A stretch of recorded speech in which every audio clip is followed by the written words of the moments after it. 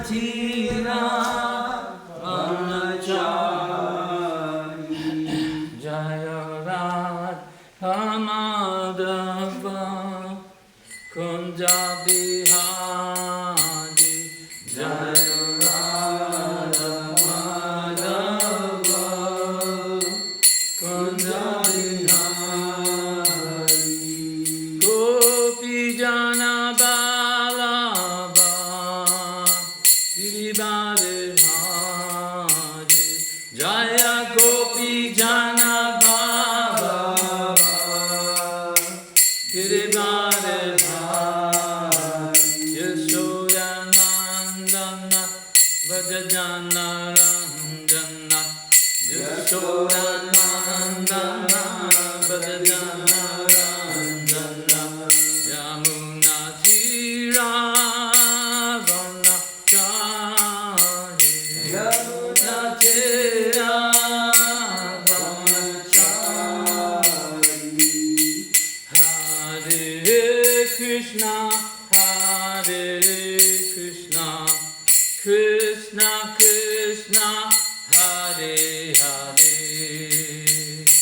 Hare Rama Hare Rama Rama Rama Hare Hare Hare Krishna Hare Krishna Krishna Krishna Hare Hare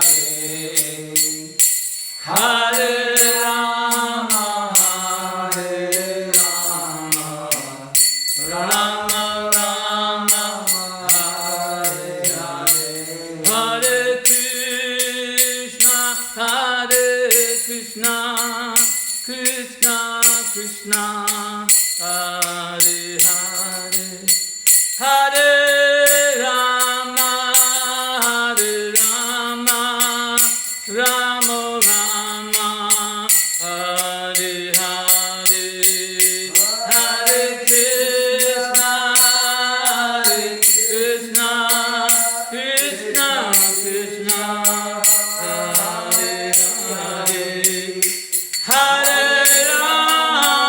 Hare Rama Rama Rama Hare Hare Hare Krishna Krishna Krishna Hare Hare Hare Rama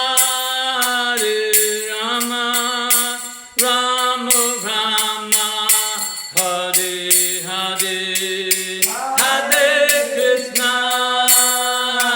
Krishna Krishna Krishna Hare Hare Hare Rama Rama Rama Hare Hare Gornitai ki Shri Srila Radhakanta ki Srila Prabhupada ki Srimad Bhagavatam ki Ekadasi ki Go Premananda All glory to the Lord.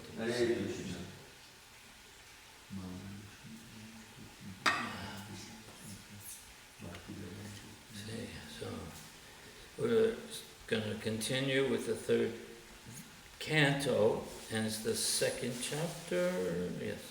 And the title of the chapter is Remembrance of Lord Krishna. Om Namo Bhagavate Vasudevaya. Om Namo Bhagavate Vasudevaya. Om Namo Bhagavate Vasudevaya. Om Namo Bhagavate Vasudevaya. Om Namo Bhagavate Vasudevaya. Om Namo Bhagavate Vasudevaya. Narayanam Namaskutya. Narayanam Namaskutya. Naram Chaiva Narottamam. Naram Chaiva Narottamam. Deving Saraswati Vyasam. Devim Saraswati Vyasam. Tato Jayam Mudiriye. Tato Jayam Mudiriye. reciting Srimad Bhagavatam, which is our very means of conquest, we should first offer our respectful obeisances to the Supreme Personality of Godhead, Lord Narayan, to Narayan Rishi, the supermost human being, Mother Saraswati, the goddess of learning, Srila Vyasadeva, the author, and to Srila Prabhupada, our spiritual master. Nama Om Vishnu Padaya Krishna Pastaya Bhutale Shri Mati Bhakti Vedanta Swami Niti Nami Namaste Saraswati Devi Gauravani Pacharine Nivasesha Sunyavadi Pastyachari Satvai Jaya Shri Krishna Chaitanya Prabhu Nityananda Shri Advaita Gadadhar Shri Vasari Gaur Bhakta Vrinda Hare Krishna Krishna Krishna Hare Hare Hare Rama Rama Rama Hare Hare. So this is text 28. Prabhu, What? before you start, isn't that a mistake? I don't believe we did text 27. No, I we was did. here yesterday, and she did text 26. No, I'm almost positive. no, he did text 26 and she did text 27. Oh, well, actually, the stringer did 27. He did 26, she did 27. I was here. I don't know. I messed up. Okay. Okay, 28. Thank you. Kamarin, Darshayams, Chestam, Kamarin Darshayams, Chestam, Prekshaniyam, Vrajakasam, Prekshaniyam, Vrajau Kasham, Prekshaniyam, Vrajau Kasham, Rudan, Eva, Hashan, Mugda, Radan, Eva, Hashan, Mugda, Bala, Singhava, Lokana, Bala, Singhava, Lokana, Kamarim Darshayam, Chestam, Prekshaniyam, Vrajau, Kasham, Prekshaniyam, Vrajau, Kasham, Rudaneva, Hashan Mugda, Bala Singhava, Lokana, Kamarim Darshayam, Chestam,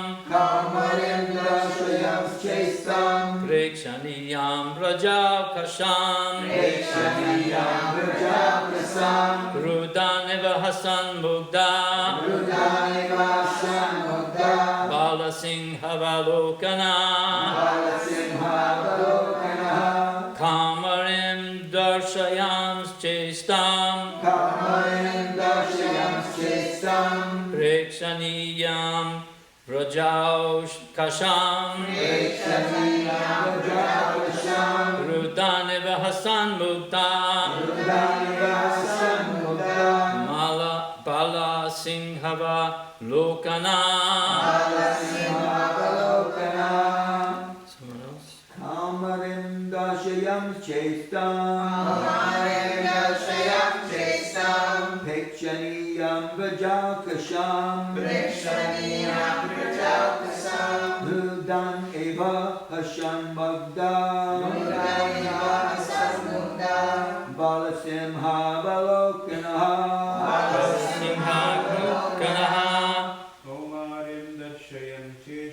Kaumarim Darshayam Chestam,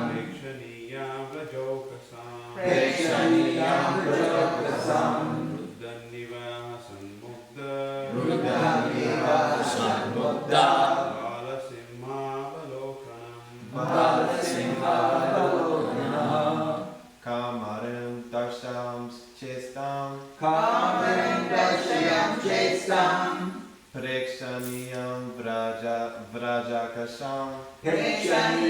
Vrajakasham, Rudaniva Hasan Mugda Rudaneva Hasan Mugda Bala Simha Valokana Balasimhavalokana. Someone else? Kamarim darshayam chestam Prekshaniyam rajaksam Rudamivam pashan buddha Balasimhavalokana Kamarim darshayam chestam Prekshaniyam rajaksam Rudaneva Hasan Mugda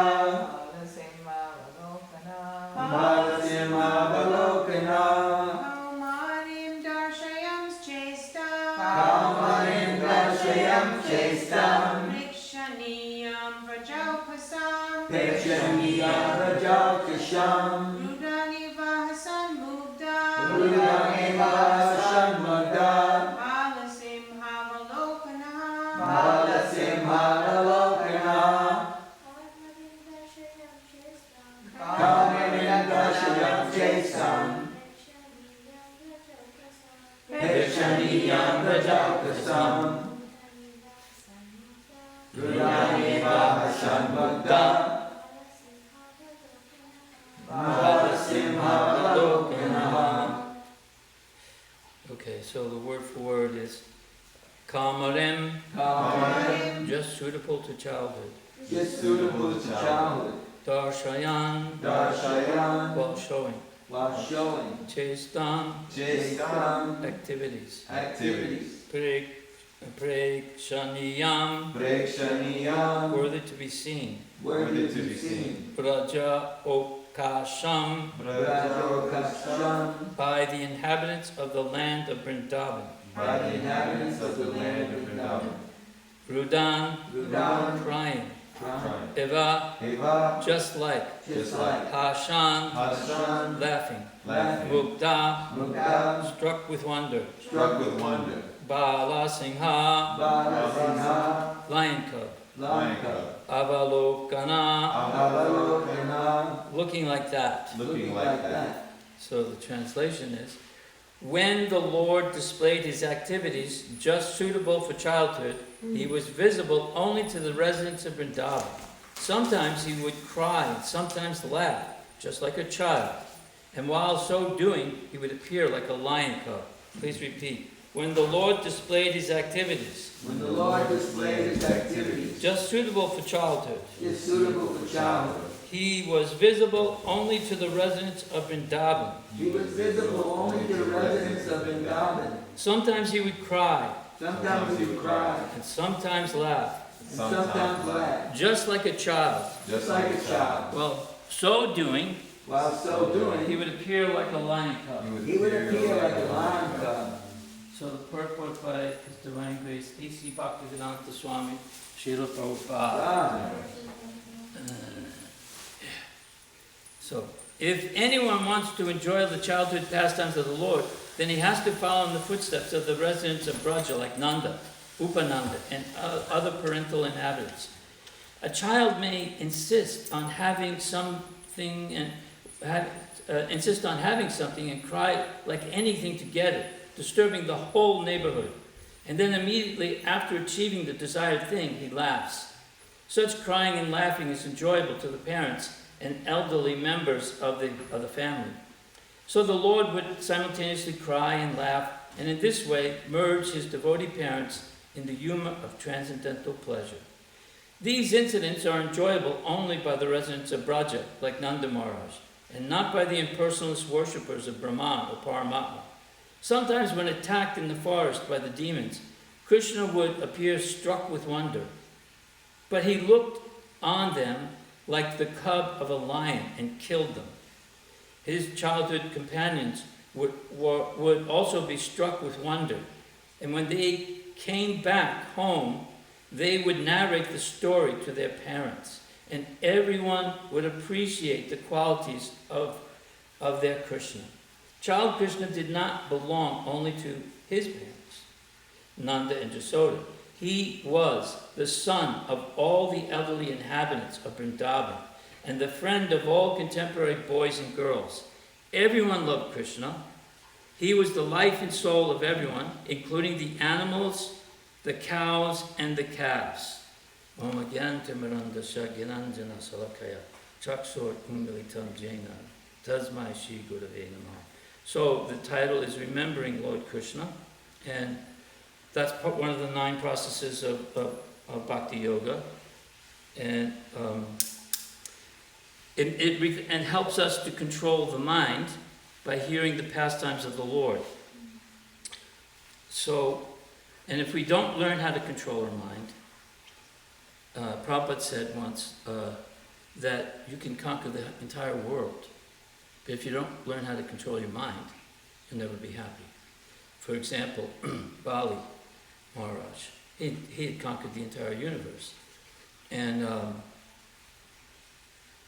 so the demigods prayed, and I believe it was Aditi and Kashyapa were the parents, who are actually Vasudeva and Devaki as well. And Vamanadeva appears as a dwarf. He looks like a young boy. And he comes to Bali Maharaj, and Bali Maharaj is struck by the beauty of this young boy. He's effulgent, he's beautiful. And he's a Brahmin, so he asks, is there anything you would like in charity? And he says, yes, I would like 3 steps of land. And Bali just laughs like that. He's like, well, come on, I can give you an island, I can give you a continent, I can give you a planet. And Vamanadeva says, if I'm not satisfied with 3 steps, I'll never be satisfied with anything. Because that's the nature of this material world. There's this constant hankering for what that person has and what this, more and more and more. And it never gives us the pleasure that we're always searching for. Only these pastimes of the Lord, only hearing the holy name of the Lord, the qualities of the Lord, in the association of pure devotees. That's the only thing that will give us the pleasure that we're always looking for. So, and in this case, he gets the 3 steps. But I was reflecting on this. First of all, here in the beginning, Uddhava says that he, as a child, and that's what I found interesting. They must have. I thought they were the same age, Krishna and him, but he was in Mathura, and he had a doll. And instead of eating breakfast, he would go and play with his doll, Krishna. And Parikshit Maharaj, they said, Prabhupada says in the purport, he did the same thing as a young boy. He had a doll of Krishna that he would play with and forget to eat breakfast. And Prabhupada talks about how he would watch his parents, his father that is, they had an altar with deities, and he was doing puja, and he wanted to imitate that. And so his father gave him and his sister a nice little altar with deities, and they would worship. And then Prabhupada organized a Rath Yatra. He was really obsessed with getting all the arrangements made and having his mother cook for it and inviting all the local people. And it was a big hit. And as a matter of fact, Prabhupada says that one of his father's friends said, I heard you had a big festival and you didn't invite me. He said, my son was just having a Rath Yatra for his friends. He said, no, I heard it was a big success, so I would like to have come. So in this way we can remember Prabhupada even in his absence. But Uddhava was doing these things, and now he's thinking about the pastimes of the Supreme Lord. But I was reflecting recently on Vasudeva and Devaki. Now they performed enormous austerities and penances in order to get Vishnu as their, or Krishna as their son. And you would look at it and think, they must have done something wrong in their past because of the way they were treated. Why? On their wedding day, there's a voice from the sky. Who knows what this voice is, who it is? Maybe it's a friend, maybe it's an enemy, maybe it's true, maybe it's false, who knows? But Kamsa took it for truth and said that you're a fool, Kamsa. You're assisting this marriage of your sister to this man, and Vasudeva, and the 8th child, male child, will kill you. And I can't remember if he says that the son is Vishnu or not. But that's basically the storyline all throughout that pastime, is that his friends and associates are saying, we can deal with the demigods, but the real solution is to knock out Vishnu. He's the root. So if we can kill Vishnu, that's our plan. And if he's a child, that'll be easier. So Kamsa immediately, when he hears this, he just pulls out the sword and he goes to strike his sister, and Vasudeva's frantic, please stop, no! And he immediately starts thinking, that you don't even know if this is true. And anyway, why are you so afraid of death? Death is already born along with your birth. We're all going to die. You don't even know if she's going to have any children or not, whether they'll be men or males or females. And I promise you, then I'm doing a short version of it, he says, and I promise you this, and Vasudeva's word was considered as good as Yudhishthira's. And so Kamsa knew he could trust him. He said, if your sister has a child, a male child, I will deliver that child to you. And Kamsa's satisfied that, he puts his sword away, but then he imprisons them. They spend their wedding night in a prison, shackled to chains. So, and what's interesting is, the reason some of the things I wanted to point out is that they never felt bitter. They never felt angry, or, why has this happened? We perform these austerities to have the Lord as our son, and this is where we're being treated.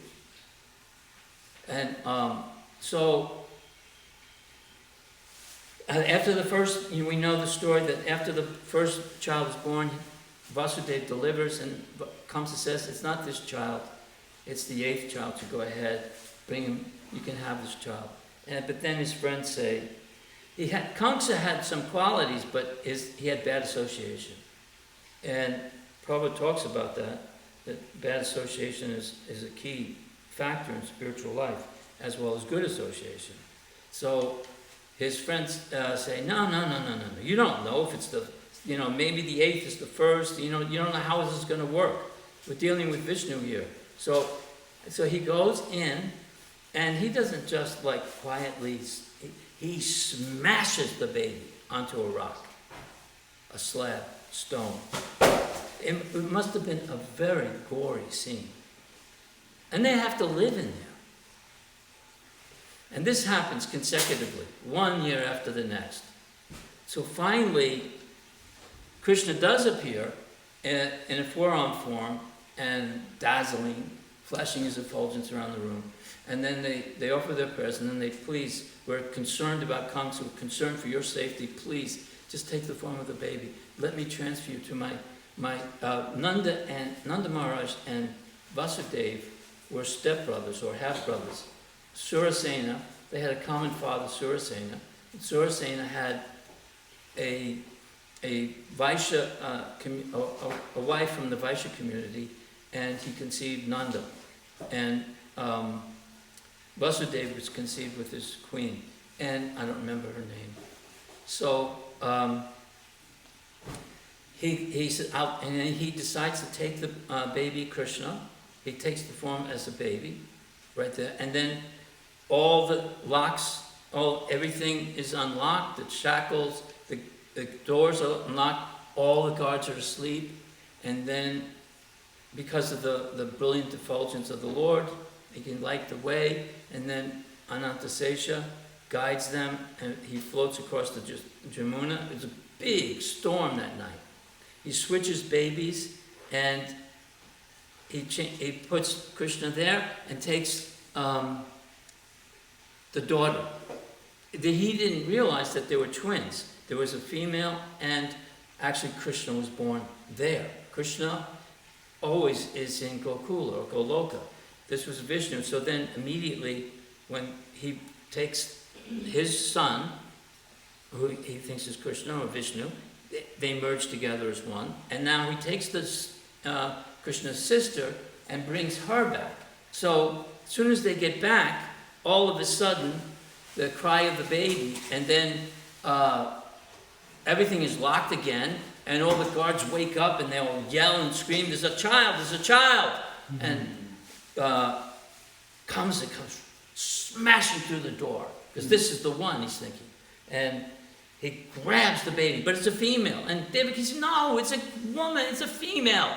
Don't add to your atrocities. You've already killed 6 children. Don't kill a girl." And to add to your, litany of atrocities. And he didn't care. He went and threw her down, but this was Durga. And she rose up with 8 arms. She's in the air. And she says, "The son, the child that you're," she doesn't say it's their son. She says, "The child that you're afraid of has already been born elsewhere, and he will come and deal with you in due time." Now, Kamsa is amazed by this. One, that he couldn't kill her. 2, it's Kali. Durga, they worship that. He's so much in awe that his sister has given birth to Durga, to Kali. Now he has more respect for her, and he's begging them for forgiveness now. And he actually has the audacity. He preaches much like the way Hiranyakasipu preached after Hiranyaksha was killed. He gives all kinds of Vedic references, and that this is all due to your by providence this has happened. This is your destiny, and I'm simply an instrument so that your destiny will be, you'll receive what is due. Now they don't deserve this, but they have agreed to be a part of this pastime. That's what they want. Whatever it means to be in Krishna's pastimes, to serve him, they're willing to accept that. Even living in a dungeon with shackles, even watching their children being smashed on rocks, blood everywhere. And so what was amazing to me is that they don't feel any, they actually forgive Kamsa. And they're not like, "How dare you say that to us?" Nothing like that. They understand, you're right. This is the doing of providence. This is our destiny. And they accept it. He actually makes a quote like, "If you think that I kill," it's like there's a verse in the Bhagavad Gita about the soul doesn't kill or is never killed. He goes on like that. So then he goes back to his place, his apartment, Kamsa, and then later that night his friends come to see what's going on. He tells them what happened, and they tell him, you have to immediately deal with this. We have to arrange to kill all the infants that are born within the last 10 days in all the surrounding villages. We have to kill the Brahmins, we have to kill cows, we have to stop the yogis. Then Vishnu won't be fed, and the demigods will be taken care of like that. And they do that. They start doing that. So, meanwhile, Nanda Maharaj is very proud that his friends were teasing him. How is this Nanda Maharaj such an old man? Now he has a son. He has 2 children. He said, "If I'm so old, why do I have a son?" Because generally, the older a man is, he gets daughters. He doesn't get sons. So, if I'm so old, how is it I have a son? So he has a big, beautiful ceremony. He gives 2 million cows in charity. 2 million. I can't even see where those 2 million would fit into what I know as Vrindavan. And it's either 7 hills or 3 hills of rice. Hills. And each one of these things, the cows are all decorated with cloth, and they're all jewel encrusted, and the hills of rice are covered with cloth with gold and jewels on the hills of rice. So then he goes into Mathura, Nandamars that is, and of course there's all these mantras and prayers to the baby Krishna. They don't know that there was twins. They don't understand that point. So they do all these things to all these different mantras to protect baby Krishna, and that's all they know. He's just Nanda Maharaj's son. And so Nanda Maharaj then goes into Mathura to pay his taxes to Kamsa, and then he goes and visits his half-brother Vasudeva, and they're very happy to see each other. But Vasudeva is very curious to know if Nanda realizes who your son is. He wants to know that because maybe he knew that he had a daughter and now he had a son, but he didn't know. They didn't know that they had twins. They didn't know whether it was a male or a female. They had fallen asleep. So Vasudeva was relieved by that. And Nanda Maharaj says to him the same thing that Kamsa said, this is your destiny, that your children have been killed. Your destiny this is your destiny. And I'm thinking, well, Vasudeva, he's the Kshatriya, and Nanda's living this very opulent life. He's his half-brother. He's living an opulent life. He gets to have my son, and he's telling me this is my destiny to suffer like this. But he loves him. He doesn't have any inimical feelings. He's not bitter about anything. This is the qualities that one has to acquire in order to be in these pastimes. I mean, we talk about the austerities of the Goswamis, and how Rupa and Sanatana Goswami, how wealthy they were. There was a boat of gold that they gave away in charity, and then they lived as simple mendicants, just eating, remnants once a day. But what about the austerity of living with your wife in a dungeon, shackled with the blood-stained walls of your children, and remaining fixed in transcendence, in pure love for Krishna? That's quite an amazing feat. That Vasudeva is like this. So, and Vasudeva then tells Nanda, you should be very careful. You should get back home as soon as possible. That your child, must go back and protect your child. And Nanda's kind of like, okay, all right. So they go back. When they get back, they see a 12-mile long being lying in a pasture. They didn't know what she was. What was this? But he immediately thought, Vasudeva has obviously developed some mystic powers. He foresaw this. But actually Vasudeva understood the politics of the situation. And so she had been dispatched to go out and kill babies, and she was flying, and she was very large, and then she assumes the form of a very beautiful woman. And they said, Prabhupada says, or whoever was speaking there, Sukadeva Goswami says, a beautiful woman. No one can understand the mind of a beautiful woman. She's like a sword in a silk sheath. So they all immediately assumed, Jasoda and Rohini, that she was just coming as a nurse to feed baby Krishna. She just walks freely into the house, into the room of Nanda Maharaj, and picks up baby Krishna, and her nipple is smeared with, it's all poison. Krishna looks at her, and he then has to close his eye, because he knows what she's about to do. And now people say that he killed a woman, but she ends up getting the benediction of being a nurse in Goloka, as an assistant to Mother Jasoda, because she fed Krishna with her milk.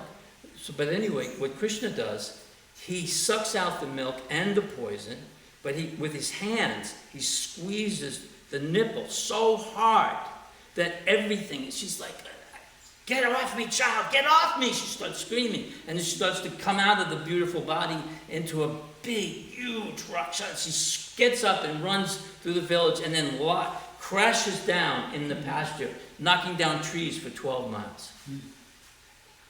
and her eyes were like caves, and her abdomen looked like a dried up lake, and she was just, and it said at the end of the Putana pastime that anyone who hears this will become very attached to Govinda.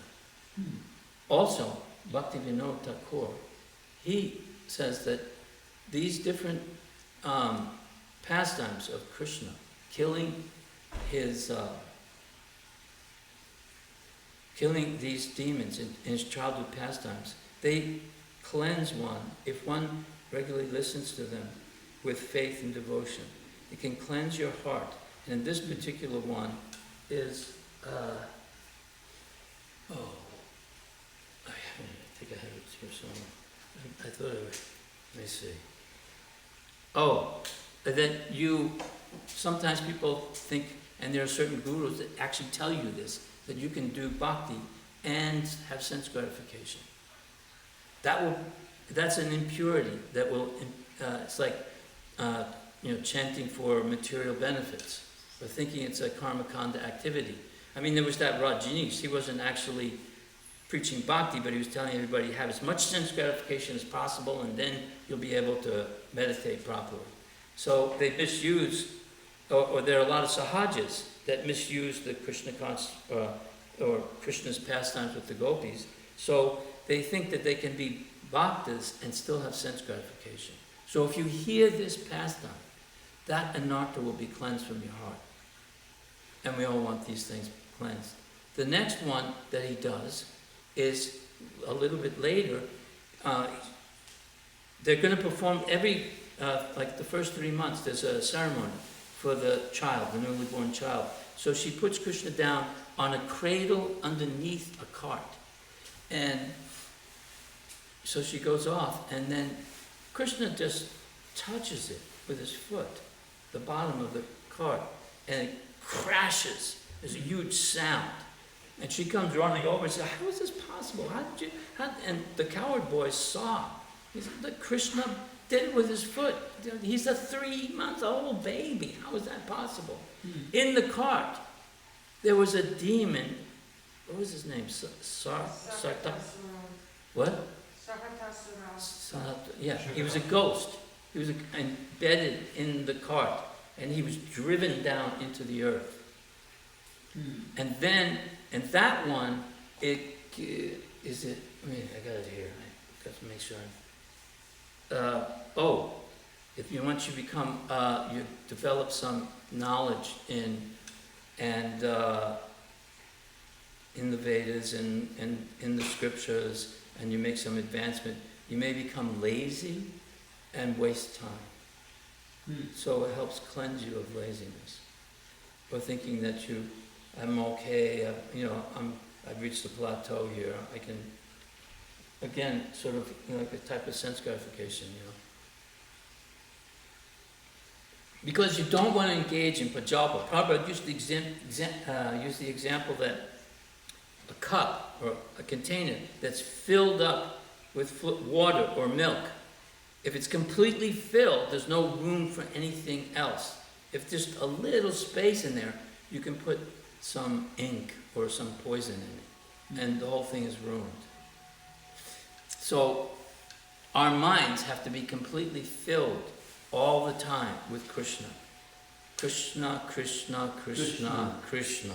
The next one is Trinavarta, and Krishna becomes as heavy. He was getting so heavy for Jasoda, and she couldn't hold him, so she put him down. He knew that Trinavarta was coming in this huge whirlwind. It's actually a tornado. And these tornadoes, these hurricanes, they're personalities.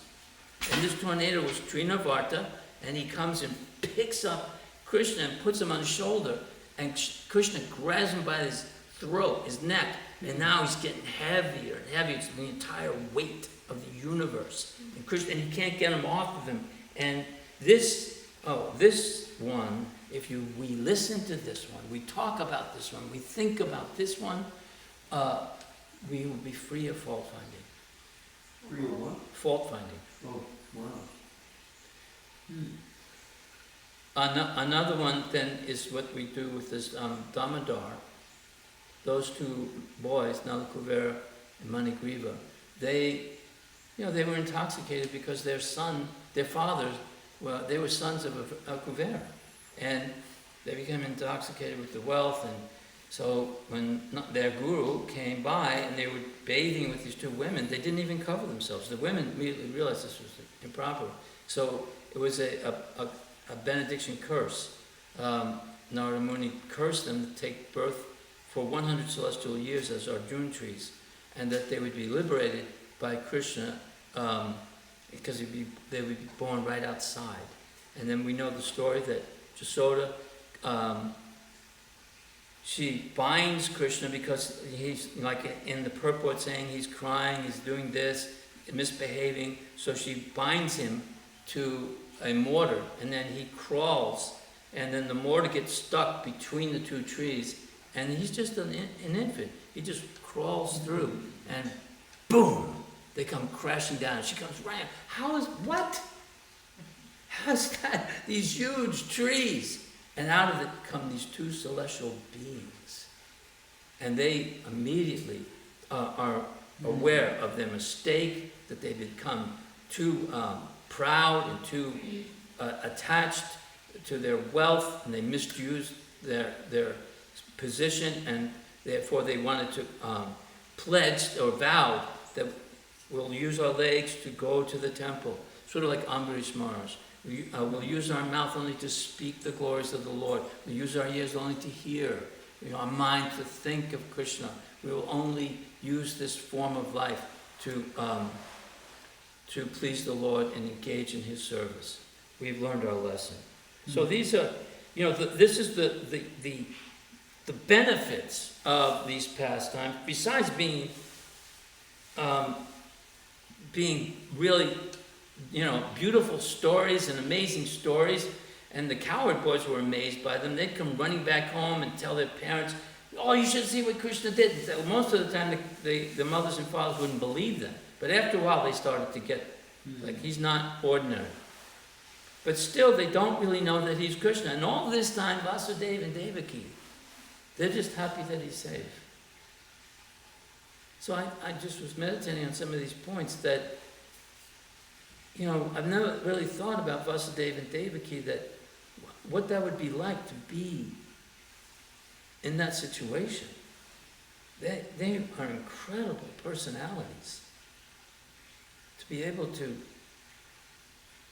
endure that and yet never show any bitterness or anger.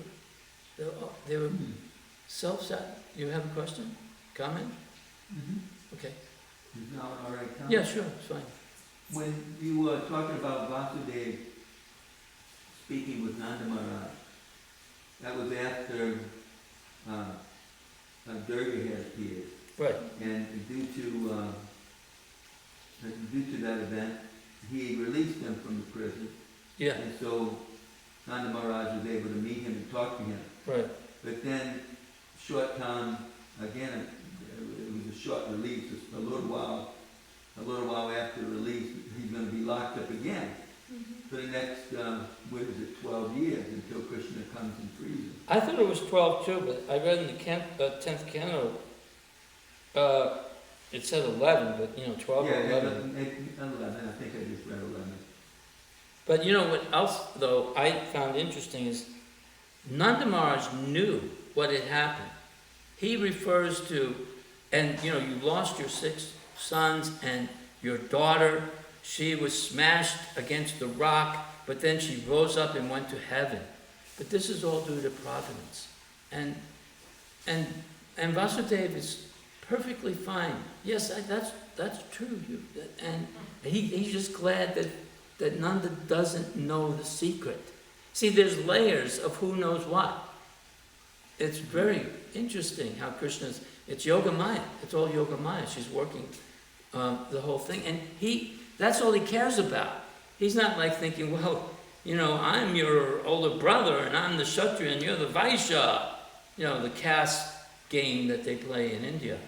And we don't know how much Vasudeva knows concerning Vishnu, Krishna merging into... Yeah, he does. No, he has no idea. He doesn't know that.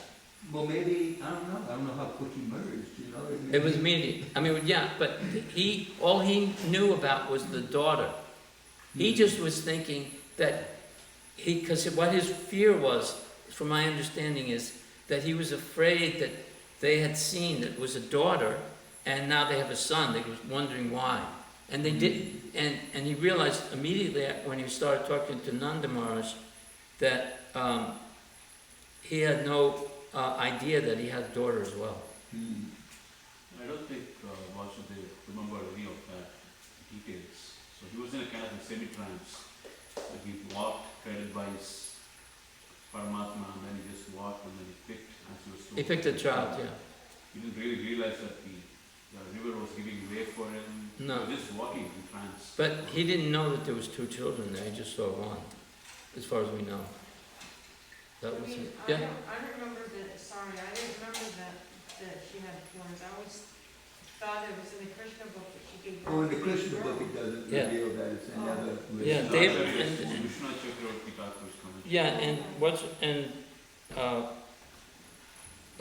Donna Kelly mentioned that yesterday. She mentioned it John Masmi as well. And because Krishna is always in Vrindavan.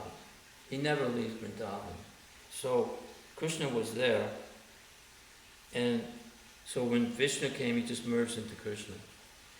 Yes? I think because Prabhupada didn't tell us all these things. And Bhakti, like I just want to make one point, I'm sorry, Krishna. Like, in the 10th canto, Prabhupada's, and this is that part of the 10th canto Prabhupada translated. And he says the benediction for hearing this pastime is that you'll become more attached to Govinda. Now, Bhakti Vinod has these other writings that devotees are fond of quoting about all the anarthas that are relieved by listening to these pastimes. So Prabhupada taught us one thing, and there's other levels. And Prabhupada, said that eventually some of his disciples could translate more literatures and so on. But he was giving us what was necessary for us, what was required. He had limited time, like that. Before Govinda Maharaj, before he left, he had also revealed that. He did. In his writings, yeah. So, Prishni Prabhu? When you were talking about the 6 sons and how they were very vitally constantly throwing them down like that, but there's another thing I remember in Krishna book, and where they went to get the 6 sons again, and Yeah. there was a reasoning behind it, was Right. they were cursed or something. Yeah, So they wanted to get back as soon as possible. possible. Even though it was, like you said, a very violent way that Right. Kamsa was doing it. Yeah. It was probably a whole. And another thing is, and I can't remember what they are, but that they say that each one of them represents anarthas also, and to cleanse her heart so that Vishnu would be, she would be qualified for Vishnu to be within her heart, like such as pride or greed or things like that. Each one of them indicated something like that. I've seen that in some devotees' writings as well. But mainly if we just stick to Prabhupada, we got enough, Yeah, I was thinking about that pastime that, like, of course, we're talking about Srila Prabhupada's, different people in that succession. But I remember, like, the one, someone said something about, oh, Prabhupada, I found another, someone else knows more. Yeah. He has more information, and I feel like I need to take shelter of that person. Yeah. And isn't that Nimai, the one that he said you'll have to take? Actually, his name is Nitai. Nitai, right? And then Yeah. it's just my point is that just we have to be so careful. We do, and I agree with that. that. Like But if it's Bhakti Siddhanta, or if it's Bhakti Vinod, I don't think that that's so much an offense. But No. Prabhupada said all that. But if it's like Prabhupada's godbrothers, and we take shelter of them, thinking that we're going to get so much more or something. No, yeah, this Yeah, was, that's It's offensive. involved. huh? Yeah. We're talking about with the Christian merging. Right. First of all, I know it was in the VTG. and then I'm almost positive it's in a purport of Prabhupada's book, Oh, really? where it talks about, well, in Bhagavatam, maybe it was. Later. I don't know. But the thing is that, well, so my understanding is, now since Prabhupada has left, you know, there are certain devotees that are, like His Holiness Banda Maharaj is one of them. When they do these translations and then they go over it, or even Jayapataka Maharaj, he takes some of Bhaktivinoda's books and he's qualified, you know, to do that. And Prabhupada told him to, actually. So, but then there's a board of on the GBC that reviews to see if there's any discrepancy within that. So, yeah, you definitely have to be really careful, and all you really need. I mean, but I've never thought of my main point of this class was,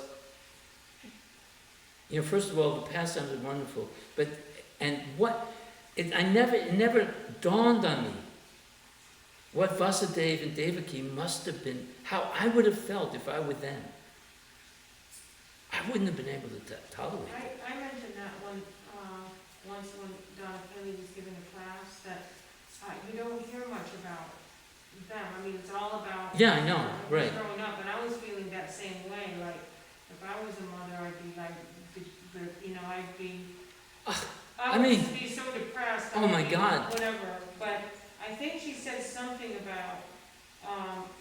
I don't remember. My memory fails me, but Yashoda and Nanda Maharaj had even done more austerities or something, you know, like, they were on a higher level with the blissful level, you know. Well, I think they're eternal associates. Yeah, and I can't remember what she said. I mean, everyone eventually is eternally associating with the Lord, but I don't think Nanda and Jasoda, they, what? There's Jonah and Dara, and they were performing all these austerities to produce progeny. So they got a benediction they asked Brahma for a benediction, and the benediction was to have the most wonderful childhood, most affectionate way to serve the Lord. So they were able to get that opportunity. And Oh, I see. Was you know the one Dara and Jonah. the one about Devaki? It was a different situation. Krishna and Sri Krishna. Yeah, and they had three. They had Krishna Garva, Vamana, and then Krishna. But still. And later, after Krishna comes back from Gurukula and had given that unique dakshin to his spiritual master, then Mother Devaki asked him for the same dakshin, but she wants all 6 of her children. Yeah, to yeah. return. And he does it. Yeah. He does it. And he actually then, they stay and be like their child for one day. They stay with Devaki and Vasudeva. And he apologized for all that they've been through. And, he appreciates their... And I believe Devaki doesn't know, but they were those small sages, or some small sages that were perhaps sons of Brahma. Yeah. Not the Kumaras though. No, it was They some... were laughing at Lord Brahma. Yeah, they laughed at Lord Brahma. That's...